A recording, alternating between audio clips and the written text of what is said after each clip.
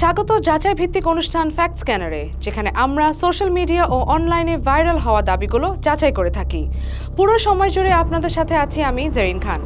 আজকের পর্বে থাকছে 3টি আলোচিত দাবির বিশ্লেষণ: মাহফুজ আলমের কথিত হুমকির পোস্টের স্ক্রিনশট, পাকিস্তান হামলার পর মোদির ক্ষমা চাওয়ার ভিডিও এবং জাতির ক্রাশ সাদিয়া আইমান দাবিতে ভাইরাল ছবি। চলুন দেখে নেওয়া যাক কিভাবে ছড়ালো এসব গুজব। যাচাই করি তথ্য, খুঁজি সত্য।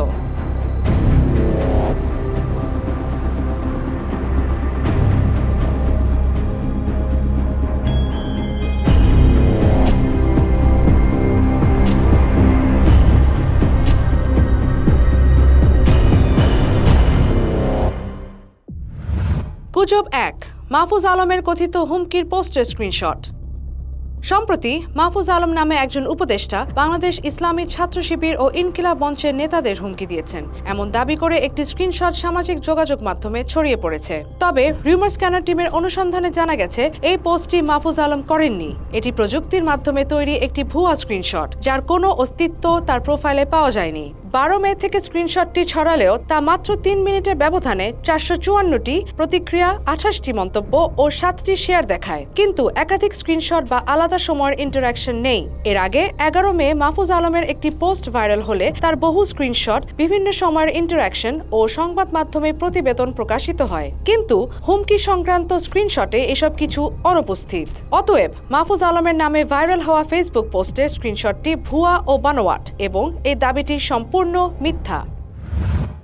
গুজব 2, পাকিস্তান হামলার পর মোদির ক্ষমা চাওয়ার ভিডিও। সম্প্রতি পাকিস্তানে হামলার পর ভারতের প্রধানমন্ত্রী নরেন্দ্র মোদি জাতির কাছে ক্ষমা চেয়েছেন, এমন দাবি করে একটি ভিডিও সামাজিক যোগাযোগ মাধ্যমে ভাইরাল হয়েছে। তবে রিউমার স্ক্যানার টিমের অনুসন্ধানে দেখা গেছে এই ভিডিওটি কৃত্রিম বুদ্ধিমত্তার সহায়তায় সম্পাদনা করা হয়েছে। এটি মূলত 2025 সালের গ্লোবাল স্পেস এক্সপ্লোরেশন কনফারেন্সে মোদির দেওয়া একটি বক্তব্যের ভিডিও।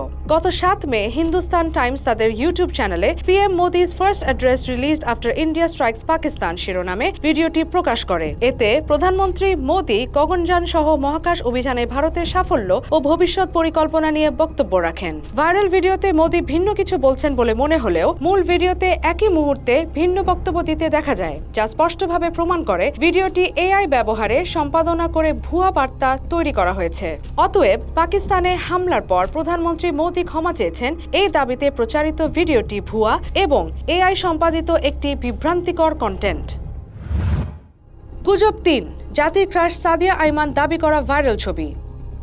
সম্প্রতি জাতির ক্রাশ সাদিয়া আইমান শিরোনামে কিছু ছবি সামাজিক যোগাযোগ মাধ্যমে ভাইরাল হয়েছে, যেগুলোতে দাবি করা হয়েছে যে সেগুলো অভিনেত্রী সাদিয়া আইমানের। তবে রিউমার স্ক্যানার টিমের অনুসন্ধানে জানা গেছে ভাইরাল ছবিগুলো সাদিয়া আইমানের নয়, বরং অন্য এক নারীর ছবিতে কৃত্রিম বুদ্ধিমত্তার সাহায্যে তার মুখমণ্ডল বসিয়ে ছবিগুলো তৈরি করা হয়েছে। অনুসন্ধানে দেখা যায় চলতি বছরের 11 এপ্রিল রান্তিকা ঠাকুর নামক একটি ইনস্টাগ্রাম অ্যাকাউন্টে প্রকাশিত ছবিগুলোর সঙ্গে ভাইরাল ছবিগুলোর চেহারা ছাড়া সব উপাদানে মিল রয়েছে।